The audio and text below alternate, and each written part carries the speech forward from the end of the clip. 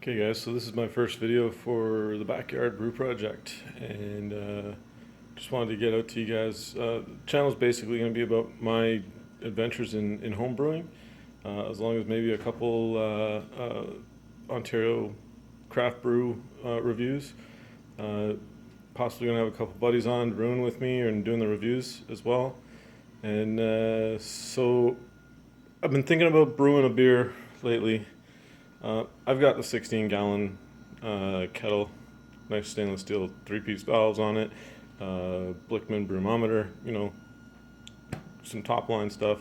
I mean, not top of the line, but I mean it's good quality stuff. Got the propane burner for outside, and being that I'm married and have a 2-year-old, 2.5 actually. I don't get a lot of time to even think about brewing. The wife is always on my case about helping out around the house and taking care of the daughter. She works shift work. She's a manager at a retail outlet, and she's either opening the store or closing the store. And when she's closing the store, it's my job to take care of my daughter at night, which I don't mind at all. I love it. She's amazing. But on the weekends, she's also working, so I don't get a lot of time to even think about setting the stuff up and getting out there to brew.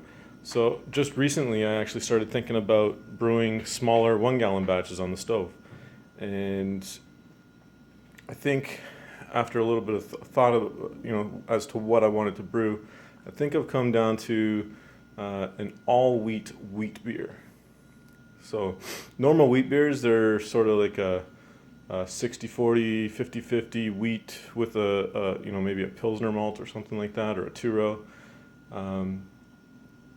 But I've seen a couple videos, and it got me thinking that maybe I want to do all wheat. So no barleys, no two-rows, no Pilsners, nothing like that. Just it's going to be strictly wheat. And so the problem with that is that when you're doing the mash, you're going to get it's going to stick up your mash tun. You're not going to get any water flowing through it, especially when you go to to rinse the grains and or sparging. And so I normally brew in a bag, just because it's a little easier for me. I don't want to have to go buy a couple kettles.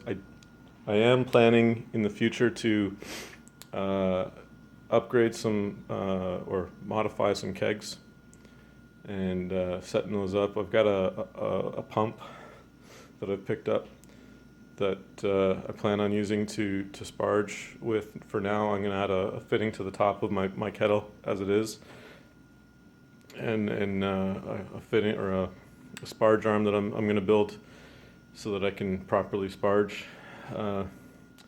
But just to start, I was thinking, just for this channel at least, I was thinking I'm going to do a 1-gallon batch. And so I've pretty much come down to this all wheat beer. And so just to give you guys a little insight as to where I'm going to be brewing it here, I'm just going to flip the camera around. Ooh, hang on. I can't. Okay, so just to give you a little insight as to where I'm going to be brewing here, I got this little setup here. It's great. It gets red hot right away. Just kidding. So I've got this over here. Got this set up. So I can get 1 gallon in here, or approximately just over 4 liters. That's pretty much right at the top right now. I'm not sure if this is going to be big enough. I may have to go get a slightly bigger pot, borrow one from my mother-in-law or my own mother.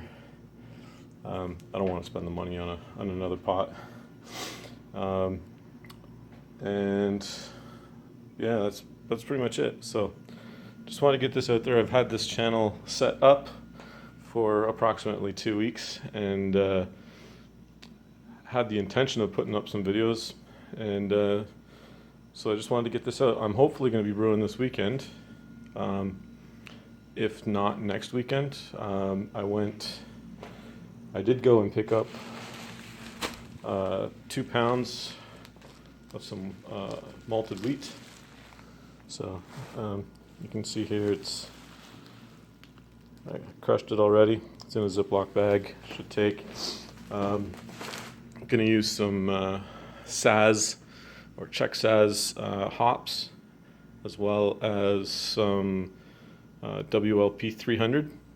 Should give it a nice banana undertone to it, or at least a nice fruity undertone. Just give it a little kick. But yeah, no, that's it. So that's it for now. Cheers.